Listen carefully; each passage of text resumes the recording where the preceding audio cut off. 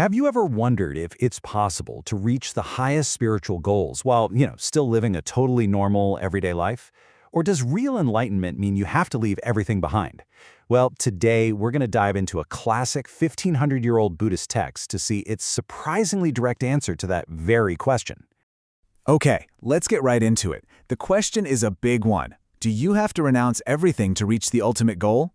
We're going to explore an incredibly clear answer found in this monumental work called the Yogacara Bhumi Shastra. It's a mouthful, I know, but it basically means the discourse on the stages of yogic practice.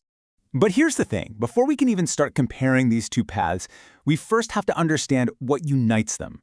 The text gives us a kind of universal blueprint for what it means to be a true bodhisattva, and it all starts with 5 essential qualities, or signs. So, let's just make sure we're all on the same page. What is a bodhisattva? Well, it's not just someone seeking their own enlightenment. Their motivation is absolutely huge. It's about helping every single living being find freedom from suffering. This incredible compassion is the very heart of the path. Okay, so according to this ancient guide, any real bodhisattva has to have these 5 signs. You can see them here: deep compassion, what's called loving speech, a kind of relentless vigor and courage, open-handed generosity, and of course, the wisdom to really grasp profound truths. These are not optional extras, you guys. This is the core identity. And that's the crucial point. It doesn't matter if you're a CEO in a boardroom or a monk in a monastery. If you're walking the bodhisattva path, these 5 qualities are your foundation. This is the common ground where it all begins. Okay, so if those 5 signs are the blueprint, what's the engine? What actually makes you move forward? Well, the text describes 4 key practices that all bodhisattvas use to accelerate their progress on the path. These 4 methods are kind of like the universal toolkit for making real progress. It's about skillfully cultivating your practice, using what are called skillful means, which are basically clever ways to help people, having a constant focus on benefiting others, and finally, correctly dedicating your merit. That just means you're ensuring all that positive energy is for everyone's enlightenment, not just for you. So again, notice the emphasis on what's shared here. These 4 practices are like the high-octane fuel for the journey, and they're available to both the householder and the monastic. Everybody uses the same engine. So, if the foundation and the methods are the same, where does the real difference come in? And that brings us right to the heart of our explainer. After laying out all this common ground, the Yogacara Bhumi Shastra makes this powerful, totally unambiguous distinction between the 2 lifestyles.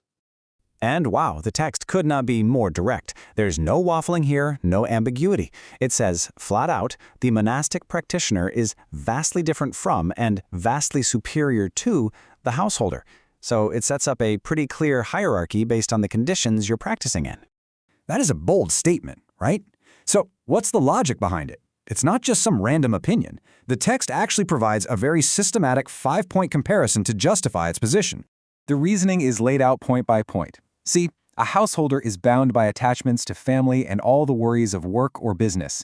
Because of that entanglement, they can't practice what the text calls unbroken pure conduct, which is like a continuous, super-focused ethical discipline. And all this means they're just slower to gain wisdom. But the monastic, on the other hand, is liberated from these specific duties, and that freedom allows for a more focused, a swifter, and uninterrupted practice, which in turn gives their words greater authority and credibility in the community. So the core logic is all about creating the most optimal conditions.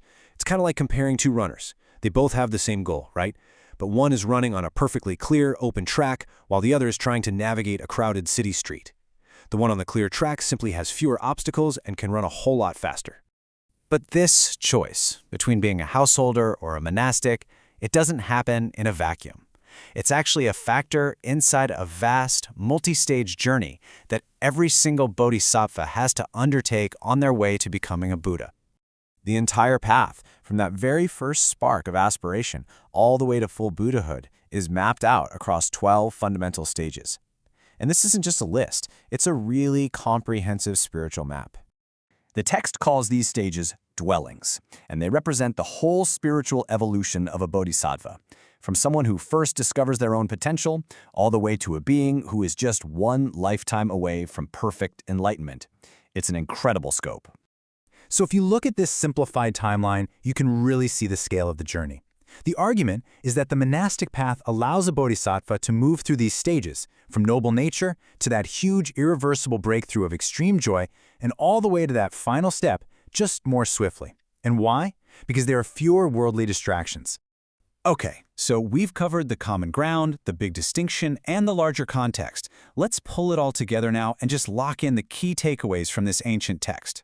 So let's recap the core insights. First, everyone on this path shares a fundamental nature, those 5 signs, and a shared method, those 4 practices.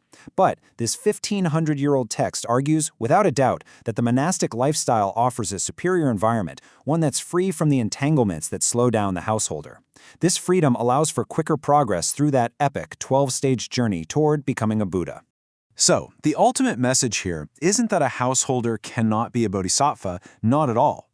The message is really about efficiency, about optimizing your environment for spiritual practice. The monastic life is basically presented as the most streamlined, direct route available, like an express lane to the same destination. And that really leaves us with a question to think about. I mean, while most of us aren't choosing between home life and a monastery, the principle still holds. So how can we look at our own lives, identify our own unique obstacles, and mindfully create the most supportive conditions possible for our own development, whatever our goals might be?